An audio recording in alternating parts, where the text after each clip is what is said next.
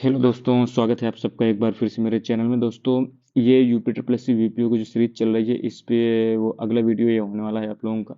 ये शायद 12वां या 13वां वीडियो होने वाला है। काफ़ी छोटी छोटी वीडियो हैं। इनमें आपको हर एक टॉपिक जो नोट्स हैं उनके माध्यम से मैं आपको क्लियर करा रहा हूँ हर एक टॉपिक को। यदि आपको कोई भी कन्फ्यूजन तो आप कमेंट बॉक्स में पूछ सकते हैं, और टेलीग्राम का लिंक भी है आपको कमेंट बॉक्स में या आपको डिस्क्रिप्शन बॉक्स में मिल जाएगा, तो आप वहाँ से जुड़ सकते हैं, जिसके माध्यम से आपको पीडीएफ भी इनकी मिल जाएंगी। ठीक है।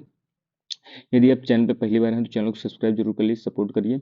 यहाँ पर देखिए, केंद्रीय वित्त आयोग और पंचायत संस्थाओं के वित्तीय सशक्तिकरण में उसकी भूमिका के बारे में हम बात करने वाले हैं। ठीक है। तो यहाँ पर देखिए, वित्त आयोग की बात कर लेते हैं। जो आपको इंपॉर्टेंट वो चीज़ मैंने लिखा है, सारे वित्त आयोग नहीं बताए। जैसे कि आपको पता ही होगा कि इस समय में 15th वित्त आयोग है।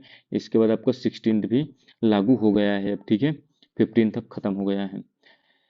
इसके माध्यम से एक सेकेंड, तो हम यहाँ पर देखने वाले हैं वित्त आयोगों की जानकारी जो आपके लिए एग्जाम के लिए महत्वपूर्ण हो सकती हैं।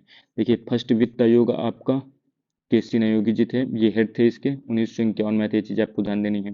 के संथानम सेकंड थे, 1956 में बना था।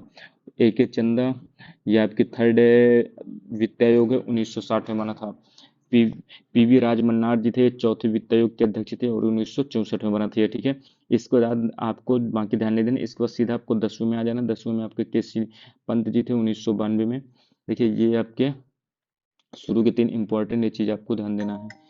इसके बाद आपका 11वां है आपका ए एम खुसरो जी का, 1998 में। इसके बाद 12वां है सी रंगराजन, मोस्ट इंपॉर्टेंट है, 2002 में। इसके बाद आपका 13वां है विजय केलकर, मोस्ट इंपॉर्टेंट है, 2007 में। इसके बाद आपका ये है 14वां वाई वी रेड्डी, 2013 में, इंपॉर्टेंट ये भी। इसके बाद 15वां है आपका एन के सिंह, मोस्ट इंपॉर्टेंट ये है। और 16वां तो आपको पता ही है, 2023 में ही बना है, अरविंद पनगड़िया जी के अध्यक्षता में। ठीक है। इसको देखिए, केंद्रीय वित्त आयोग के बारे में आपको जानकारी होनी चाहिए। आर्टिकल 280 में इसका उल्लेख है। और संवैधानिक और अर्ध न्यायिक निकाय है। अर्ध न्यायिक का मतलब होता है कि ये पूर्ण रूप से न्यायिक निकाय नहीं है, यानी ये अर्धन्यायिक क्वासी जुडिशियल है। ये चीज आपको ध्यान देना है। कुछ चीजों में न्यायिक निर्णय दे सकता है, कुछ चीजों में नहीं दे सकता है। आर्टिकल 240 में आता है, 280 में। गठन आपका प्रत्येक 5 वर्ष में होता है। राष्ट्रपति के द्वारा जरूरत हो तो 5 वर्ष के पहले भी इसका गठन किया जा सकता है। इसमें देखिए, मेंबर की बात कर लेते हैं तो चार आपके मेंबर होते हैं और एक आपका चेयरमैन होता है। देखिए, चेयरमैन की योग्यता क्या होती है? सार्वजनिक मामलों में आपका अनुभव होना चाहिए है।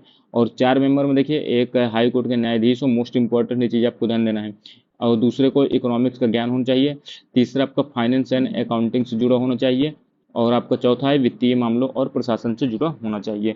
इसका वित्त आयोग के कार्य की बात कर लेते हैं तो भारत की संचित निधि में से केंद्र द्वारा राज्यों को सहायता अनुदान को नियंत्रित करना इनका प्रमुख काम है। जो भारत का कंसोलिडेटेड फंड ऑफ इंडिया है, उसके उसमें से केंद्र और राज्यों को जो अनुदान दिए जाते हैं उनको नियंत्रित करना, ये आपकी वित्त आयोग का कार्य है। मुख्य ध्यान देना है, कार्य बहुत इंपॉर्टेंट है। इनमें पूछ लेगा कौन कौन से कार्य नहीं, ये कह देगा कौन से कार्य इनमें से हैं वित्त आयोग की, चीज आपको ध्यान देना है। अगला है राज्य वित्त आयोग की सिफारिशों के आधार पर राज्यों की पंचायत और नगर पालिकाओं के संसाधन को बढ़ावा देने के लिए राज्य समेकित निधि का विस्तार करने के लिए भी आवश्यक कदम उठा सकता है। आयोग अपनी रिपोर्ट जो है राष्ट्रपति को सौंपता है, जिसके बाद जो राष्ट्रपति जो होता है इसे संसद के दोनों सदनों में रखवाता है। ये चीज भी आपको ध्यान देना मोस्ट इंपॉर्टेंट है। पंचायत और नगर पालिकाओं के संसाधनों को जोड़ने के लिए राज्य समेकित निधि में वृद्धि का मूल्यांकन यही करता है। आयोग के पास अपने गतिविधि क्षेत्र के भीतर कार्यों को करने की पर्याप्त शक्तियां हैं, ये चीज आपको ध्यान देना है।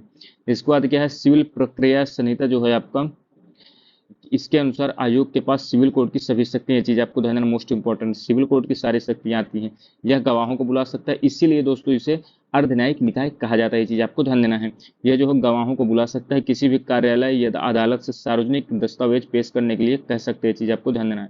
आर्टिकल 281 इंपॉर्टेंट है। इसमें क्या उल्लेख है कि वित्त आयोग की अनुशंसा का उल्लेख है, लेकिन यह अनुशंसा सरकार पर बाध्यकारी नहीं, मोस्ट इंपॉर्टेंट है। ये जो भी अनुशंसाएं देती है, अपनी रिपोर्ट देती है, तो सरकार उसे मानने के लिए बाध्य नहीं होती है। ये चीज आपको ध्यान देना है। यहाँ पर देखिए, पीवी राजमन्नार जी हैं, जो आपके चौथों में फाइनेंस कमीशन के हेड थे। इनका कथन है कि वित्त आयोग एक संवैधानिक निकाय है एवं एक अर्ध न्यायिक निकाय है, तो भारत सरकार या राष्ट्रपति अनुशंसा को पूर्णतः अस्वीकार नहीं कर सकती है। ये चीज आपको ध्यान देनी है। ठीक है, ये इनका कथन था, किसका? राजमन्नार जी का। वित्त आयोग की सलाहकारी भूमिका की बात करें तो आयोग की सिफारिशें केवल सलाहकारी होती हैं। यह केंद्र सरकार पर निर्भर है कि वह राज्यों को धन देने पर आयोग की सिफारिशों को लागू करता है या नहीं लागू करता है। ये चीज आपको ध्यान देना है। अब देखिए, 15वें वित्त आयोग की हम बात कर लेते हैं। 27 नवंबर 2017 को 15वें फाइनेंस कमीशन का अध्यक्ष बनाए गए थे। किसे? एन के सिंह जी को बनाया गया था।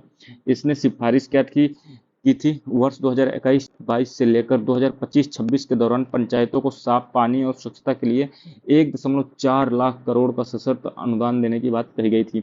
देखिए यहाँ पर सिफारिशें जो बहुत सारी की गई थी, लेकिन हमें ग्राम पंचायत से रिलेटेड ही चीज़ों को देखना है, इसलिए आपको ध्यान देना है।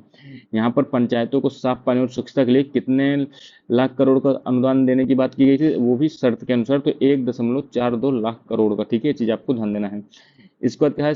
6वें राज्य वित्त आयोग की सिफारिश के अनुसार राशि का वितरण जिला परिषद को 5%, पंचायत समिति को 20%, ग्राम पंचायत को 75%, यानी सबसे ज्यादा ग्राम पंचायत को, फिर पंचायत समिति को, फिर जिला परिषद को।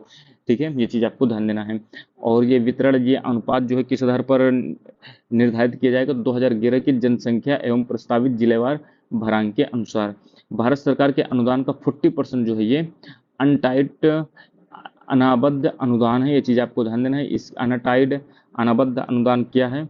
यहाँ पर आपको ध्यान देना। देखिए जैसे स्ट्रीट लाइट है, ये आपका अनटाइड के अंतर्गत आता है। इस अनुदान के अंतर्गत प्रकाश व्यवस्था जो है, और आपका सार्वजनिक परिसंपत्तियां हैं, भवन है, सड़क मरम्मत है, फुटपाथ है, उद्यान है, खेल मैदान है, शमशान स्थल है, इनके रख रखाव की व्यवस्था के लिए ये सब आपके अनटाइड अनाबद्ध अनुदान है, जो 40% आपका इसके लिए दिया जाता है भारत सरकार के द्वारा। और 60% जो है आपका टाइट अनाबद्ध अनुदान है, जो आपके अन्य प्रशासनिक व्यय के लिए, एडमिनिस्ट्रेटिव व्यय के लिए दिया जाता है। ये चीज आपको ध्यान देख सकते हैं। हालांकि होना यह चाहिए कि 40% आपका एडमिनिस्ट्रेटिव यानी प्रशासनिक वर्ग के लिए देना चाहिए, 60% इधर देना, क्योंकि ये विकास कार्य हैं। लेकिन देखिए मात्र 40% मिलता है, 60% आपका अधिकतम जो हिस्सा है ये प्रशासनिक कार्यों में चला जाता है। अब देखिए अनुदान यहाँ पर 50-50% की 2 किस्तों में जारी किया जाएगा, ये चीज आपको पता होना चाहिए। देखिए टाइड अनुदान जो है आप दे सकते हैं स्वच्छता, खुले शौच, ये सब चीजें के लिए है। 50% क्या है? ये बुनियादी सेवाओं के लिए है। अब ये देखिए अगला आपका टॉपिक है, चौथा टॉपिक है, इसे हम इसी वीडियो में देख लेते हैं। ठीक है, केंद्र सरकार की प्रदर्शन अनुदान योजनाओं के बारे में। देखिए जो 13वां फाइनेंस कमीशन था, इसके आप अध्यक्ष बताइए कौन थे? मैंने बताया है थोड़ी देर पहले ही। ये संविधान के भाग 9 और भाग 9A से बाहर किए गए क्षेत्रों के लिए एक विशेष क्षेत्र अनुदान का प्रावधान करता है। इस अनुदान के 2 घटक हैं, बेसिक ग्रांट और परफॉर्मेंस ग्रांट। बेसिक ग्रांट यह है कि नॉर्मल ग्रांट दे दिया जाएगा, अनुदान दे दिया जाएगा। लेकिन परफॉर्मेंस ग्रांट में क्या होता है कि आप पहले परफॉर्मेंस दिखाई, उस आधार पर आपका ग्रांट भी बढ़ेगा, या जो होगा राशि वो दी जाएगी। यहाँ देखिए बेसिक ग्रांट जो है विधिवत रूप से गठित पंचायतों के लिए है, और सशर्त यानी परफॉर्मेंस ग्रांट जो है ये बेसिक ग्रांट और परफॉर्मेंस ग्रांट में आप देखें ना, बेसिक ग्रांट 90% है तो परफॉर्मेंस ग्रांट 10% है। 80% बेसिक ग्रांट है तो 20% नगर पालिकाओं के लिए है। 15th फाइनेंस कमीशन में स्थानीय शासनों के लिए 2021-26 के लिए देख सकते हैं, मोस्ट इंपॉर्टेंट है, कितना अनुदान मिला था? 4,36,361 करोड़। मोस्ट इंपॉर्टेंट चीज आपको ध्यान देना है। स्थानीय निकायों को करों के विभाज्य पूल के अनुपात के बजाय उन्हें स्थायी राशि दिए जाने की अनुशंसा की गई थी, ये चीज भी आपको ध्यान देना है। अब देखिए यहाँ पर हम देखेंगे तीनों स्तर के शासन के लिए निधियों के वितरण रेंज के बारे में। देखिए वितरण रेंज यहाँ पर ग्राम पंचायत है, ब्लॉक पंचायत है और एक जिला परिषद है। अब देखिए वितरण रेंज में मिनिमम क्या होगा? तो मिनिमम देखिए 70% दिया जा सकता है ग्राम पंचायत। ये चीज आपको ध्यान देना इंपॉर्टेंट है आपके लिए। ग्राम पंचायत को मिनिमम से मिनिमम अमाउंट 70% मिलना चाहिए, निधि मिलनी चाहिए। अब ब्लॉक को 10% और जिला पंचायत को 5%। अब मैक्सिमम कितना हो सकता है? 85% ग्राम पंचायत के लिए, ब्लॉक के लिए आपका 25% हो सकता है, जिला पंचायत के लिए 15%। ये चीज आपको ध्यान देना है। यानी 70 से 85 इनको मिलना चाहिए ग्राम पंचायत को, और ब्लॉक पंचायत को 10 से 25 के अंतर्गत मिलना चाहिए, जिला पंचायत को 5 से 15% के अंदर मिलना चाहिए। चीज आपको ध्यान देना है।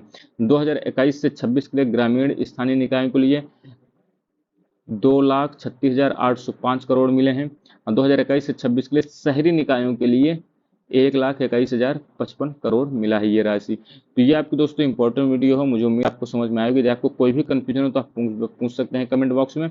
इस पर देखिए इतना परेशान है, डाटा पर उतना ध्यान नहीं देना है, लेकिन आपको जो इंपॉर्टेंट डाटा है, जैसे कि आपको देखिए ये डाटा आपको ध्यान देना है। ठीक है, और आपको वितरण रेंज आपको जरूर पता होनी चाहिए। ठीक है, तो ये इंपॉर्टेंट वीडियो, मुझे उम्मीद है आपको समझ में आया होगा। वीडियो को लाइक करें, शेयर करें, और चैनल को सब्सक्राइब जरूर कर लें। आप देख सकते हैं लगातार आपको इस चैनल के माध्यम से आपको ये सीरीज यूपिटर प्लस सी वीपीओ की मिल रही है। आप यूट्यूब में देख सकते हैं, आपको कहीं भी इतने अच्छे से आपको क्या कहते हैं पीडीएफ नहीं मिलेगी और इतना अच्छे तरीके से लिखा हुआ कॉन्टेंट नहीं मिलने वाला है कंटेंट। तो इसलिए सपोर्ट करिए मुझे। मिलते हैं अगली वीडियो में, तब तक के लिए दोस्तों धन्यवाद। जय हिंद।